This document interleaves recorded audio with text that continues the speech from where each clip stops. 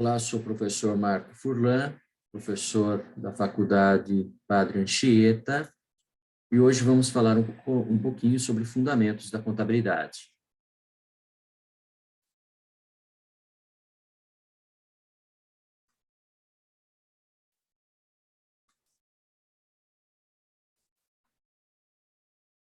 Bom, pessoal, quando falamos em fundamentos da contabilidade, eu tenho que lembrar, eu tenho que entender que a contabilidade está inserida dentro da empresa, e a empresa está inserida dentro da sociedade. Então, a empresa tem um ambiente interno formado por administradores, empregados, e um ambiente externo que está em torno a essa empresa, onde eu tenho financiadores e investidores. Tenho o governo, comunidade, clientes, fornecedores, bancos, todos interessados que a empresa gere lucros, que a empresa cresça e maximize cada vez mais seus lucros, porque o retorno vem para os empregados, para os administradores, mas também para toda a sociedade. Nós temos as normas contábeis hoje, nós temos o Comitê de Pronunciamentos Contábeis, formado pelo IBRACON, Comissão de Valores Mobiliários, né, a CVM, o Conselho Federal de Contabilidade, o CFC, o FIPECAF, várias entidades que se juntaram e formaram o que nós chamamos Comitê de Pronunciamentos Contábeis. Esse Comitê de Pronunciamentos Contábeis, de tempos em tempos, eles estudam, verificam o que está acontecendo, as mudanças, e fazem as mudanças necessárias nos padrões contábeis. Ou seja, nós temos uma lei que sai da Lei 6.404 de 1976, 6.404 de 1976, a Lei da Sociedade por Ações, e atualizada pela 11.638 de 2007, e quando houve essa atualização, houve uma harmonização com as normas internacionais de contabilidade. O que significa isso? Que a contabilidade hoje no Brasil, feita hoje por contadores brasileiros, ela é muito similar à contabilidade que é encontrada nos grandes países lá fora. Por que isso? Porque os investidores que estão lá fora, que não são brasileiros, têm interesses em investir num país que está em franco desenvolvimento e que eles necessitam de ferramentas para avaliar se os seus investimentos estão sendo feitos com sucesso.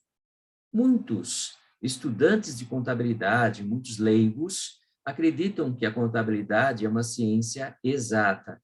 Por quê? Mexe com números, com soma, com divisão, percentuais e tudo mais.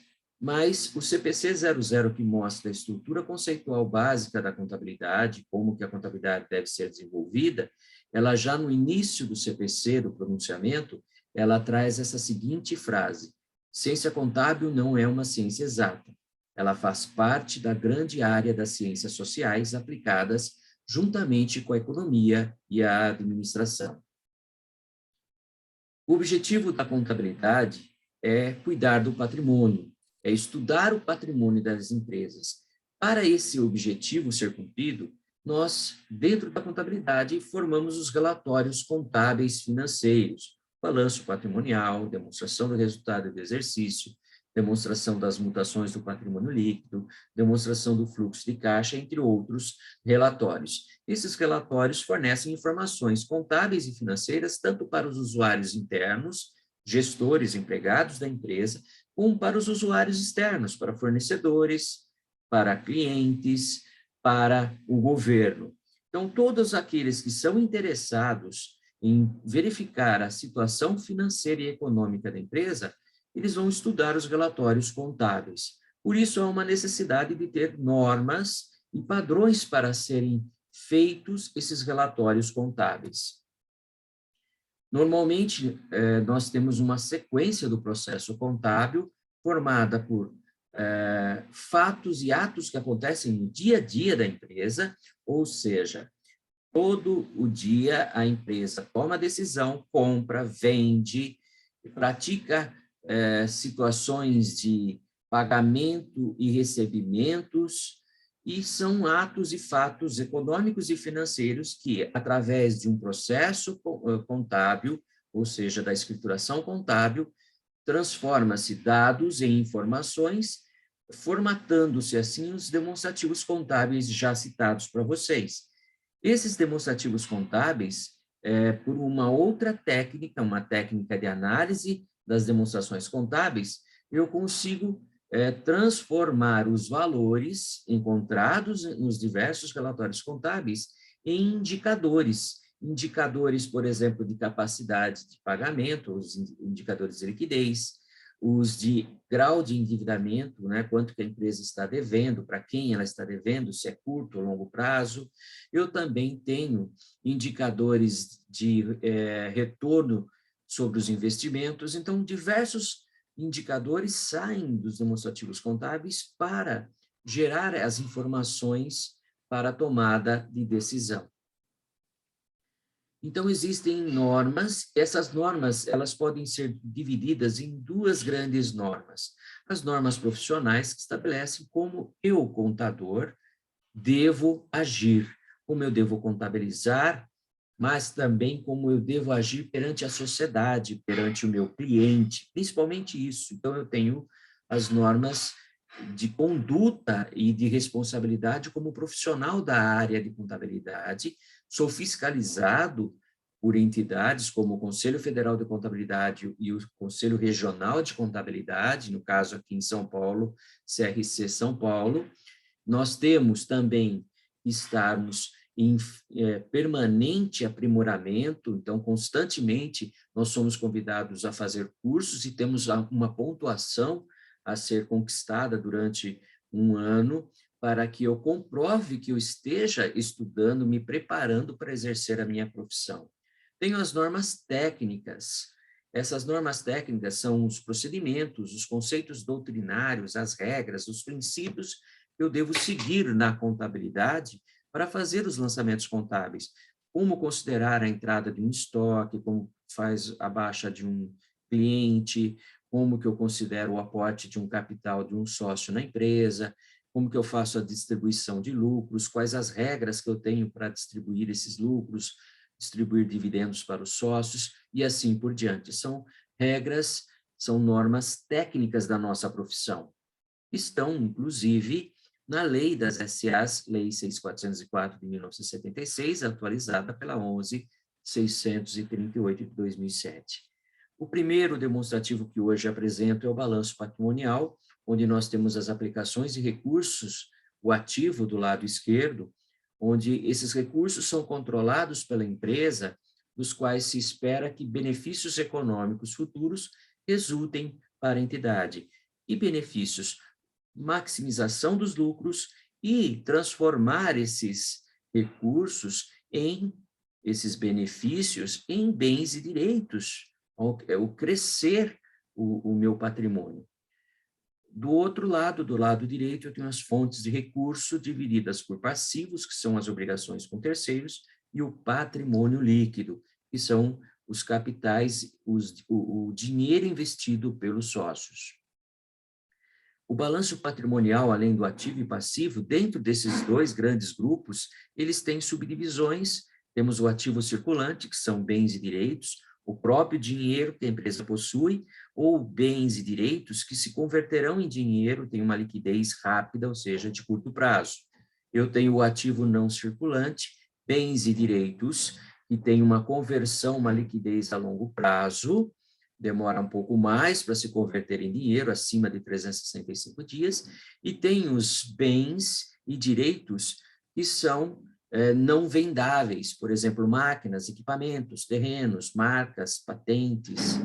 Eu tenho do lado direito o passivo dividido em passivo de curto prazo, passivo circulante, e o passivo não circulante, que é o exigível a longo prazo, ou seja, superior a 365 dias. E a última subdivisão, do lado do passivo, são as obrigações que a empresa tem para com os seus sócios. É o patrimônio líquido formado pelo capital, pelas reservas de lucros. Entre essas reservas, eu tenho a reserva para investimento, reserva legal, reserva para contingências. Então, eu tenho uma série de reservas que saem do lucro e o sócio mantém essas reservas como uma segurança para a administração da empresa. Então, o ativo é o conjunto de bens e direitos de propriedade da empresa, são itens positivos do patrimônio, normalmente a natureza dos ativos são contas devedoras, ou seja, o saldo delas são devedores. Para se aumentar o ativo, eu faço sempre lançamentos a débito, para reduzir o ativo, lançamentos a crédito. Tenho contas chamadas retificadoras ou redutoras, que são as contas que ajustam os valores do ativo, por exemplo, depreciação acumulada, amortização, exaustão, provisão de devedores com perdas com inadimplência. Então, essas contas são contas de natureza credora, mas estão no ativo como uma conta retificadora do ativo. No ativo, normalmente, eu tenho contas a receber, estoques, máquinas, equipamentos, prédios, e tem algumas dúvidas que surgem na cabeça dos contadores muitas vezes, como considerar prédios alugados, arrendamento de veículos, equipamentos, etc. Então, eu posso dizer que, como o ativo é dividido em subgrupos, um prédio alugado ele está lá no ativo não circulante, mas ao invés de estar no imobilizado da empresa, onde o imobilizado são bens que a empresa não tem intenção de venda e faz parte da operação da empresa, entre eles o prédio da operação, onde é feita a operação da empresa, a produção de um produto ou a venda de um produto, as máquinas, equipamentos e tudo mais. Um prédio alugado ele já faz parte de um investimento. A empresa ela adquire um prédio para investir e ganhar dinheiro com uma locação, por exemplo. Então, ficaria num subgrupo investimentos, ao invés de ficar no imobilizado. Temos o passivo dividido em dois grandes grupos, passivo circulante e não circulante, e nós chamamos de capital de terceiros ou o capital que será exigido não pertencente aos sócios, ou seja, capital exigível, chamado capital de terceiros. São as dívidas com fornecedores, bancos, salários a pagar, impostos para o governo. E tem o capital próprio, que é formado pelo patrimônio líquido, que dentro do patrimônio líquido estão as contas de capital, lucros e reservas. Esse é capital próprio ou capital não exigível, porque os sócios dificilmente vão retirar o valor do capital que colocaram ali no patrimônio líquido. O investimento que os sócios fazem numa empresa, é claro que a expectativa de um sócio é a geração de rendimentos. Os lucros, eles são distribuídos aos sócios, mas eles se tornam uma dívida. Sai do lucro acumulado, sai do patrimônio líquido, vai para o passivo circulante ou não circulante em forma de dívida para ser pago para os sócios. Então, aí no patrimônio líquido eu tenho o que nós chamamos passivo não exigível, recurso próprio ou capital próprio, risco do capitalista, e em caso de falência da empresa, o sócio perde o dinheiro que investiu ali. O patrimônio líquido, ele é formado por uma fórmula que nós chamamos de uma equação contábil, que é bens e direitos, os ativos, menos o passivo exigível, o capital de terceiros. Eu tenho aí a formação do patrimônio líquido, que é a situação de riqueza que a empresa possui. Bom, gente, falando em patrimônio líquido, eu tenho aí os diversos itens que compõem o patrimônio líquido, que eu tenho que tomar muito cuidado. Existem regras para trabalhar com o patrimônio líquido. Então, o capital social ele é subscrito ou através de um estatuto social para sociedades por ações ou por um contrato social para as empresas limitadas. O capital subscrito é a promessa de investimento que o acionista ou o sócio proprietário faz para com a empresa. Vamos imaginar que a empresa subscreveu um capital de 100 mil. Quer dizer que os sócios devem colocar na empresa 100 mil reais, ou em dinheiro, ou bens e direitos. Então, o meu capital pode ser formatado ou formado em bens e direitos, além do dinheiro. Se eu não conseguir colocar todo o capital que eu subscrevi no contrato na mesma hora, no mesmo dia ou no período já registrado, uma parte fica a integralizar, e vocês vão perceber aqui que fica um saldo negativo a integralizar. O capital e as demais contas do patrimônio líquido, ao contrário do ativo, são de natureza credora. Então, para aumentar o PL ou o passivo, eu faço créditos. Quando eu tenho lá, eu dei o exemplo de 100 mil, vamos imaginar que os sócios tenham 50% do capital para ser investido. Então, eles subscreveram 100 mil, então vão registrar capital social 100 mil, mas vão integralizar apenas 50 mil reais, 50% daquilo que foi prometido. Os outros 50%, ou seja, os outros 50 mil reais, ficam aqui a integralizar à espera da condição ou da data prevista para se integralizar o capital. Dentro do patrimônio líquido, eu ainda tenho outras contas, como reservas de capital, que são utilizadas ou para aumentar o capital ou para você reduzir prejuízos contábeis, prejuízos acumulados. Normalmente são ágios por aquisição de ações, que são utilizados nessas contas de reservas de capital. Mas eu tenho reservas de lucros, né, e reservas para investimentos, são os valores que eu vou destinar do lucro que a empresa consegue em determinado período para outras contas dentro do patrimônio líquido.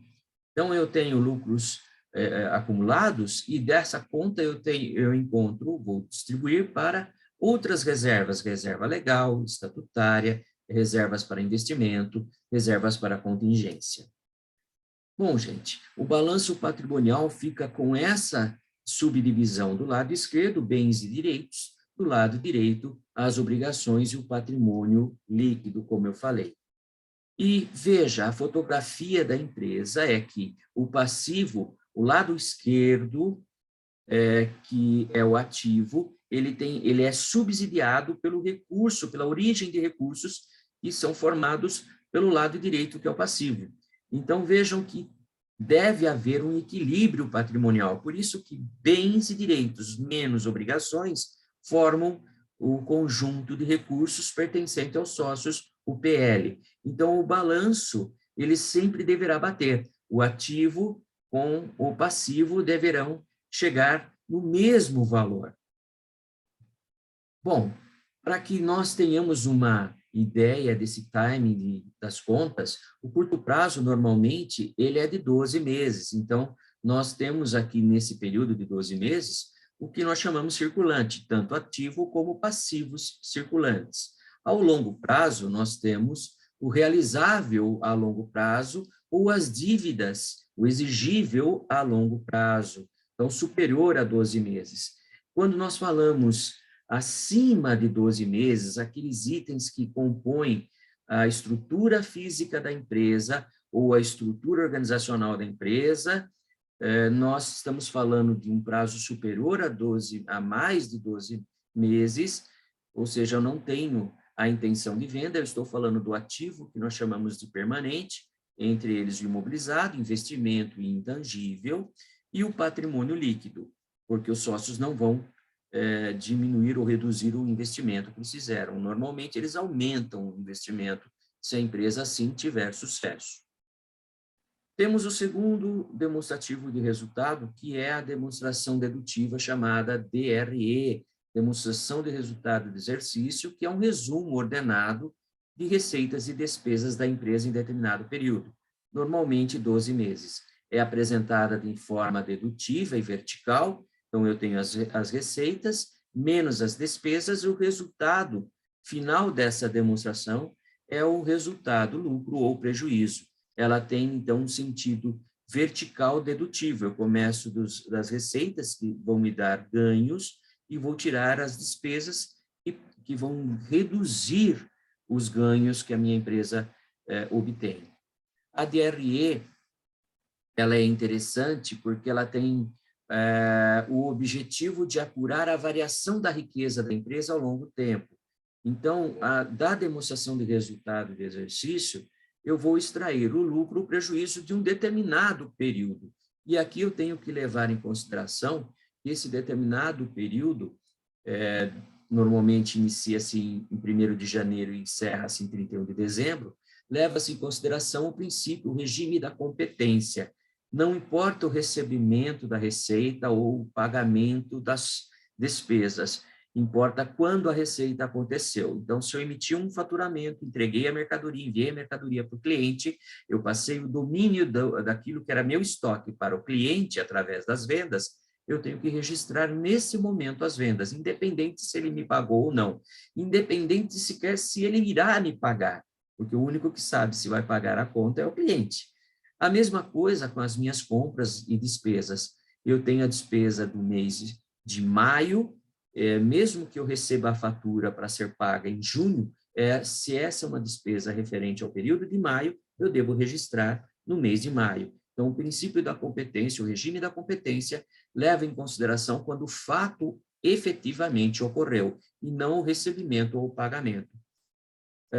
Então, a estrutura da demonstração do resultado, ela tem as receitas e vendas, menos despesas, que são custos, despesas, que são os consumos de bens e serviços, e eu chego no resultado, lucro ou prejuízo. Nós apuramos as receitas, medimos o resultado na empresa, confrontando receitas e custos e as despesas do período, portanto.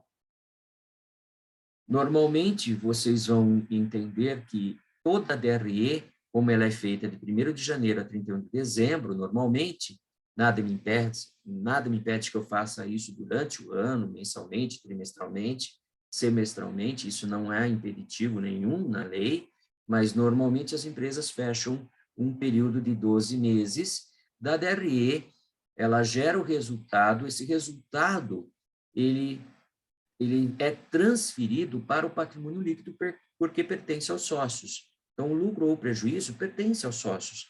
Então, todas as contas de receita e despesas, que nós chamamos contas de resultado, essas contas de resultado são zeradas durante o final do ano. Então, em 31 de dezembro, eu encerro as contas de receitas e despesas, apuro o resultado, prejuízo ou lucro, e transfiro para o patrimônio líquido. Quando eu inicio o próximo período, em 1 de janeiro do ano subsequente, eu vou ter as contas de receitas e despesas zeradas. As únicas contas que ficam como se fosse um conta corrente, como um extrato bancário, né, que eu não zero, são as contas do ativo e do passivo. Nós chamamos contas patrimoniais. Então, na DRE são as contas de resultado, receitas e despesas, que zeram anualmente, formando assim o lucro ou prejuízo, e no balanço patrimonial eu tenho as contas patrimoniais. O lucro bruto é o primeiro resultado obtido na DRE. Ele é obtido da seguinte forma: eu tenho a receita bruta gerada por vendas ou serviços, o faturamento que a empresa tem, eu tiro as deduções, subtraio as deduções, que são impostos que são pagos para o governo, por exemplo, o ICMS, o ISS, PIS, COFINS, e eu tenho também a possibilidade de ter descontos incondicionais, são aqueles descontos que na hora da venda o vendedor pratica com o cliente e vai inclusive na nota fiscal, tenho abatimentos por um eventual problema na venda e tenho devoluções e cancelamentos, aquelas vendas que foram efetuadas e o cliente devolveu, não aceitou a mercadoria por algum motivo, algum problema, normalmente. Subtraindo as deduções, eu tenho a receita líquida de vendas. Da receita líquida de vendas, eu vou abater, subtrair o custo das vendas dos serviços, que é conhecido também como custo da mercadoria vendida. O que é esse custo da mercadoria vendida? É o valor do meu estoque que eu vendi ao cliente. Eu baixo do ativo o estoque e converto ele em custo da mercadoria vendida. Receita líquida menos custo da mercadoria vendida, eu tenho lucro bruto. Nós temos aí, então, os exemplos de receitas, vendas e prestação de serviço, mas há na demonstração de resultado de exercício outras receitas de outras atividades. Por exemplo, receitas financeiras, receitas de participações societárias, receitas por ganho, por venda de imobilizado, que já está velho, me dando mais prejuízo do que lucro. Então, eu posso vender um equipamento mais antigo. Eu tenho aluguéis recebidos. Então, são outras receitas que não ficam na parte superior da DRE, mas ficam no meio da DRE. Formam também o lucro operacional. O CMV, como eu falei, inclui o valor pago pelas mercadorias que compõem o estoque.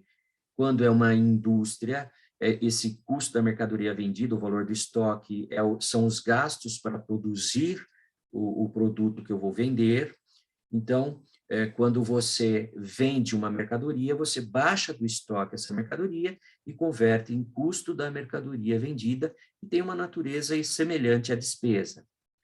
Despesa é o custo ou o uso ou o consumo de bens e serviços.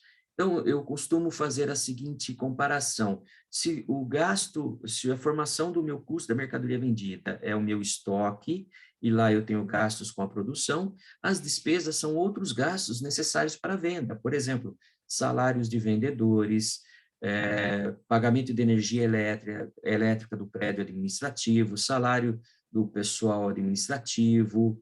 Então, eu tenho uma série de gastos que são administrativos, até a refeição, gasto de viagens com o pessoal da administração ou do pessoal comercial. Então, o lucro operacional, ele é resultado do lucro bruto menos essas despesas operacionais e adicionado por outras receitas, que são receitas financeiras ou demais receitas operacionais, eu tenho aqui o lucro operacional. Essas despesas e esses custos, aqui nós trazemos os exemplos mais claramente para vocês entenderem. Eu tenho custo dos produtos, energia elétrica, aluguel, salários, depreciação, que representa o desgaste do imobilizado, impostos, etc. Então, o período contábil, normalmente, ele é o espaço de tempo adotado para a apresentação das demonstrações contábeis. No Brasil, se costuma fazer o fechamento das demonstrações contábeis de 1º de janeiro até 31 de dezembro. Nós estamos em 2022, então de 1º de janeiro de 2022 a 31 de dezembro de 2022, eu estarei preparando minha contabilidade para formar os relatórios contábeis. Posso fazer esses relatórios durante o ano? Sim, devo fazer, inclusive, para um melhor acompanhamento, tanto tributário, mas principalmente da situação financeira e econômica da empresa. A apuração do resultado, portanto, corresponde à confrontação das receitas com as despesas de um determinado período. O resultado mostra o desempenho naquele período, ou seja, lucro ou prejuízo é o desempenho que a empresa obteve em determinado período. Nós estamos falando de janeiro até dezembro. O regime de competência, que eu já expliquei, receitas e despesas devem ser consideradas em função do seu fato gerador, independente de recebimentos e pagamentos. Exemplo, trabalho e não recebo, ou seja, estou trabalhando em maio, vou receber só em junho o meu salário. Então, a minha despesa com salário do mês de maio vai entrar na folha de maio e ser contabilizado como despesa em maio, apesar do meu salário ser pago ao funcionário, a minha pessoa, somente em junho. Então, eu crio um passivo, a despesa aumenta o passivo, né? E lá em junho, quando eu receber, eu faço a baixa do meu passivo. Essa é a cara da demonstração do resultado de exercício, muito simples. Nós temos as receitas brutas, faturamento que a empresa tem, as deduções que eu já expliquei, receita líquida, menos custos das vendas e serviços, o lucro bruto. Eu vou tirar ou somar aquilo que são despesas e receitas que nós temos, receitas que também são operacionais, despesas eu vou subtrair, despesas operacionais, obtenho o lucro operacional, que eu normalmente considero como LAIR, lucro antes do imposto de renda ou do prejuízo. Então, o lucro antes do imposto de renda, o lucro operacional, é a base de cálculo inicial para o imposto de renda e a contribuição social que eu tenho de pagar para a Receita Federal. Após o lucro ser deduzido dos impostos, eu tenho o lucro depois do IR ou o prejuízo. Havendo lucro, eu tenho as participações de debêntures, empregados, administradores, são as partes que eu faço a distribuição do lucro até mesmo para os empregados. E tenho o lucro final ou resultado final, que pode ser lucro ou prejuízo.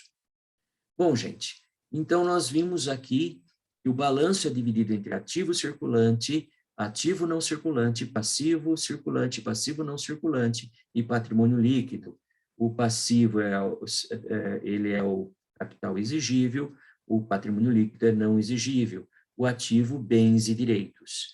Então, nós temos aqui os grupos patrimoniais, as contas patrimoniais, então, no ativo, caixa, bancos, aplicações financeiras, tenho duplicatas a receber, estoques, adiantamento de despesas do exercício seguinte, no ativo não circulante, realizava a longo prazo, investimento, imobilizado, máquinas, equipamentos, veículos, intangível, marcas, patentes, direitos de utilização de software.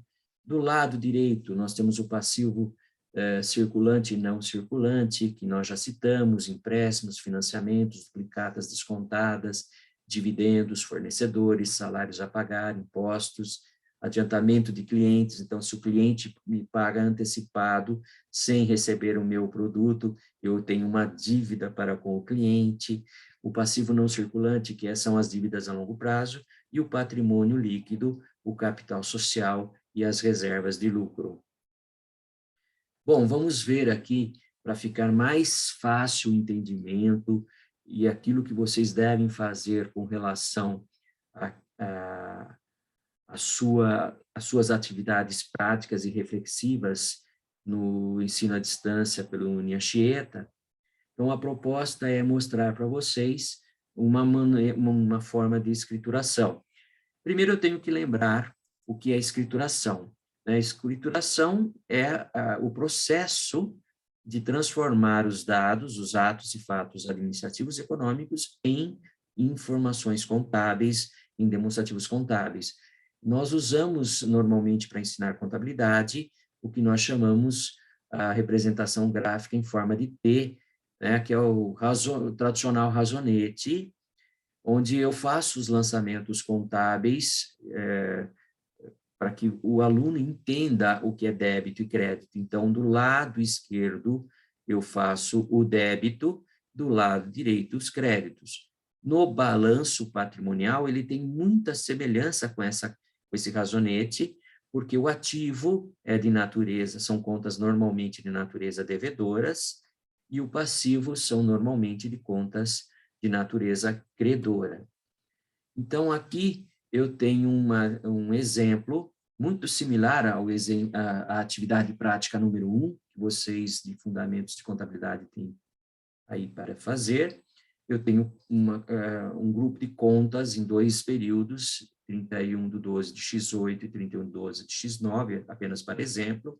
Eu tenho os saldos dessas contas e nós vamos trabalhar com essas contas e com outras contas durante esta apresentação. Tenho contas a pagar, imposto de renda, duplicatas, terrenos, dividendos, reservas de capital, prédios, caixa e bancos, capital, lucros acumulados.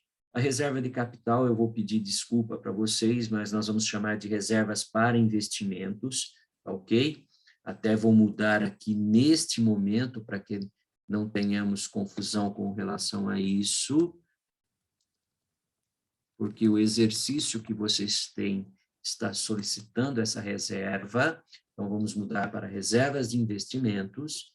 Essas outras informações importantes, de um período para o outro, de X8 para X9, ocorreram os seguintes fatos administrativos financeiros da empresa, o cálculo do imposto de renda sobre o lucro, com base em 15%, o lucro contábil é igual ao lucro real, significa que o lucro real é o lucro tributável da empresa, os dividendos são provisionados, são na base de 40%, eu vou destinar aos sócios, ao pagamento dos sócios. Admite-se que a empresa vendeu neste ano R$10.000, dos quais metade já foi recebida, então, de 10 mil, 5 mil eu recebi, 5 mil fica como duplicatas a receber. Das parcelas subtrativas, nós temos as compras de materiais para revendas, paga à vista, ou seja, de estoques, no valor de R$3.000. Despesas operacionais não pagas, R$2.000, não sendo pagas, eu gero um passivo. A empresa comprou à vista no final do ano prédios no valor de 1.950 e no final do ano aumentou o capital em dinheiro no valor de R$ 2.000. Então, nós temos aí que fazer o balanço patrimonial, a demonstração do resultado do exercício e a demonstração das mutações do patrimônio líquido.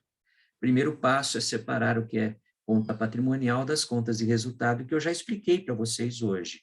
Rapidamente, as contas patrimoniais são aquelas que contabilizam os ativos correspondentes aos bens e direitos e os passivos, indicando a existência das obrigações e do patrimônio líquido da instituição. Tal patrimônio líquido é formado pelo capital social, reservas de lucros e prejuízos acumulados. As contas chamadas de resultado são aquelas em que registramos as despesas e as receitas. Quando representam despesas, têm sempre a natureza devedora e terão sempre o saldo devedor. E quando representam as receitas, têm naturezas credoras e terão sempre o saldo credor. A receita menos despesas formam o que nós chamamos resultado. Por isso, são consideradas contas de resultado. Então, vejam que eu tenho dois grandes grupos de contas patrimoniais e tenho as contas de resultado. Vamos elaborar inicialmente um balancete. Eu peguei aquelas contas, aqueles saldos de conta de 31/12/18 e fiz um balancete e coloquei para vocês aqui se ela é uma conta de resultado ou se ela é uma conta de patrimonial. Em 31/12/18, eu somente tenho contas patrimoniais. Então, contas a pagar, o saldo dela é credor, imposto de renda a pagar, saldo dela é credor, são passivos. Duplicatas a receber é um ativo, tem saldo devedor. Terreno é um ativo não circulante, R$ 4.000, saldo devedor. Dividendos a pagar, zero, saldo credor, é um passivo. Reservas para investimentos está no grupo patrimônio líquido, é um saldo credor, é zero. Prédios tem o saldo devedor, é um ativo. Caixa e bancos, R$ 1.000 é um ativo, ativo circulante. Capital, 4.500, é um saldo credor. Lucros acumulados de 500, saldo credor. Então, lucros acumulados e capital formam o patrimônio líquido. Vocês vão ver que o saldo devedor e o saldo credor, num balancete, tem que fechar como no balanço, senão a minha contabilidade está com algum lançamento errado. Vamos elaborar um novo balancete com data 31/12/9. Eu tenho as mesmas contas, e aqui eu coloquei as contas patrimoniais. As demais contas eu vou colocar na hora com vocês aqui, para explicar. Então, eu tenho as receitas, eu tenho as contas que nós chamamos de resultado. São contas de resultado.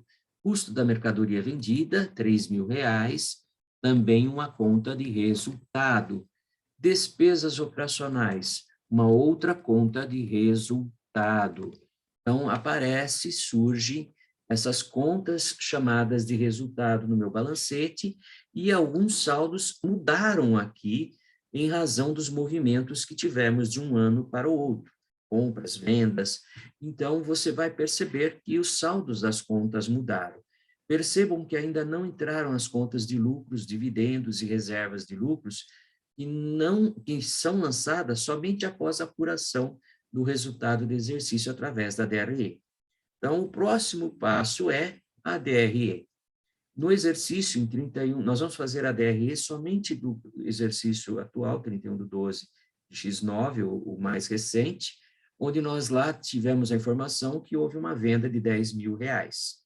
O custo das mercadorias vendidas, nós tivemos a compra do estoque totalmente pago de R$ 3.000, e as vendas lá, quando você vê no exercício, se eu retornar aqui, nas informações, vocês vão lembrar que as vendas, né, da empresa, admite-se que a empresa vendeu no ano 10.000, dos quais metade foi recebida. Ela vendeu o quê? Aquilo que ela comprou, os estoques, a venda total dos seus estoques. Então, eu estou considerando que ela vendeu totalmente os seus estoques nessa demonstração de resultado de exercício. Então, eu vou baixar do estoque R$ 3.000, meu estoque fica zero, então, 10.000 menos 3, eu tenho um lucro bruto de R$ 7.000. Eu vou abater as despesas operacionais que não foram pagas, mas que totalizam R$ 2.000, e lucro bruto menos despesas operacionais, 7 menos 2, 5.000 de resultado operacional. Menos o imposto de renda, que é 15% de 5.000, podem fazer 5.000, 15%, você vai chegar em 750. Você abatendo o imposto de renda, você tem 4.250 de lucro líquido. Esse é o resultado da sua demonstração de resultado de exercício, um resultado positivo para a empresa.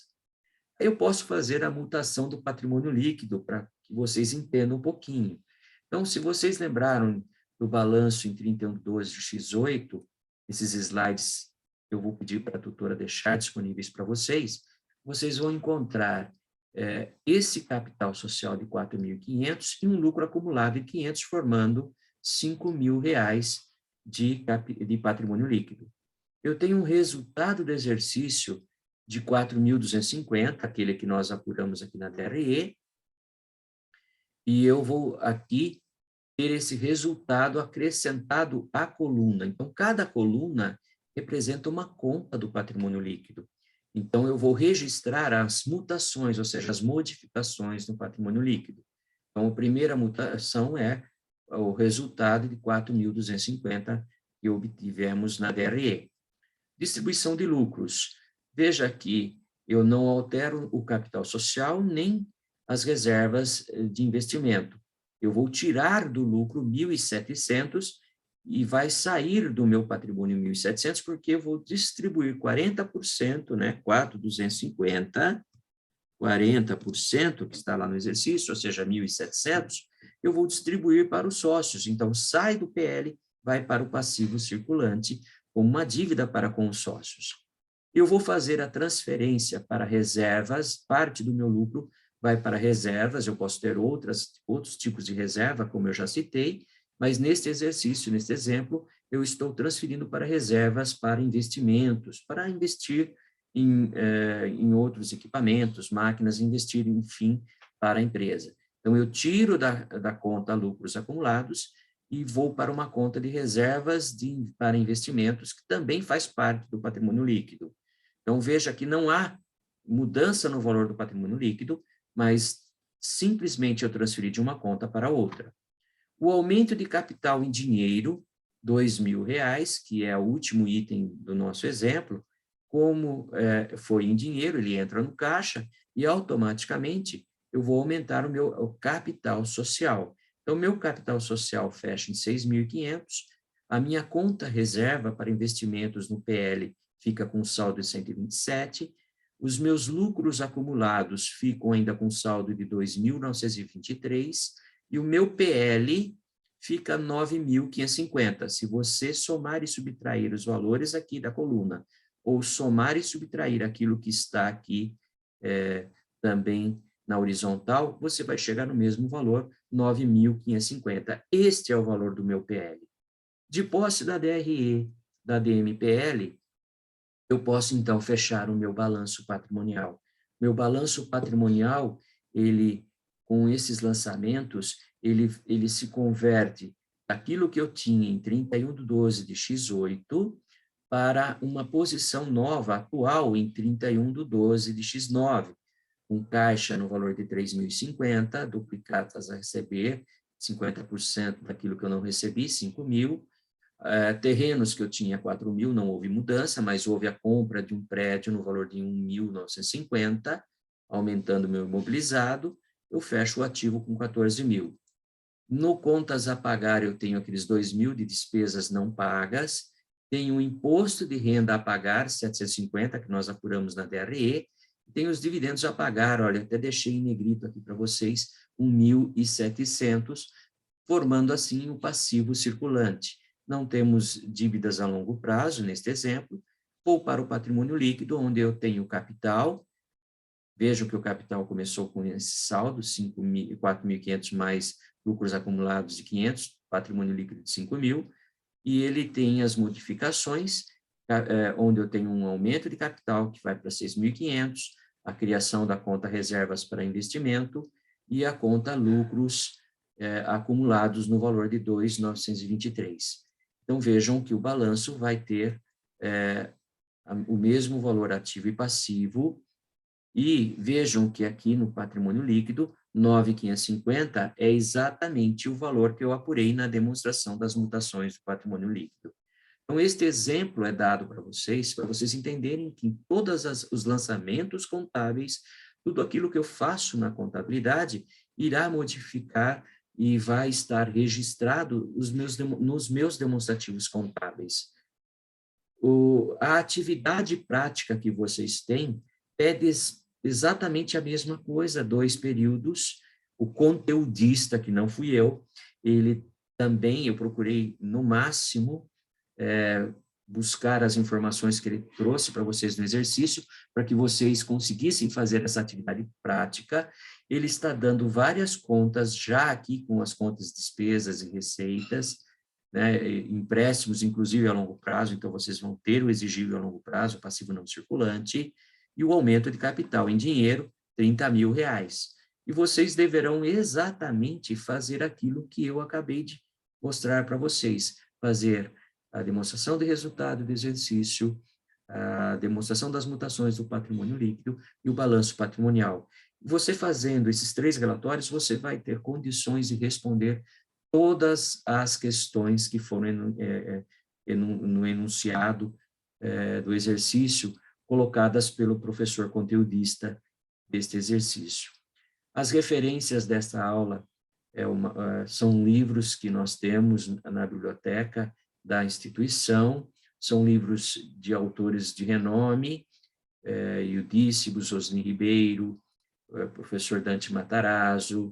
Então, são livros importantes para a nossa fundamentação teórica de ciências contábeis.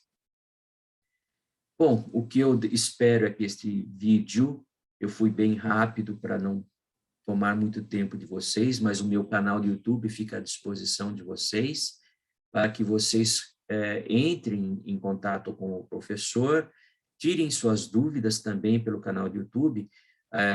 No EAD, o correto é você entrar em contato com o tutor, e o tutor entrar em contato com o professor, em caso de dúvidas, mas lá também no canal do YouTube, eventualmente alguma explicação que você não tenha entendido, faça a sua inscrição,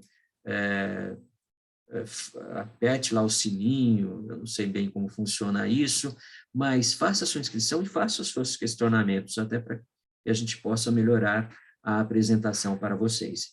Espero que, apesar de toda essa rapidez com que eu falei, vocês tenham entendido e fico à disposição de vocês. Muito obrigado, fiquem com Deus, bons estudos, é o que deseja o professor Marco Antônio Furlan. Tudo de bom para vocês, bons estudos.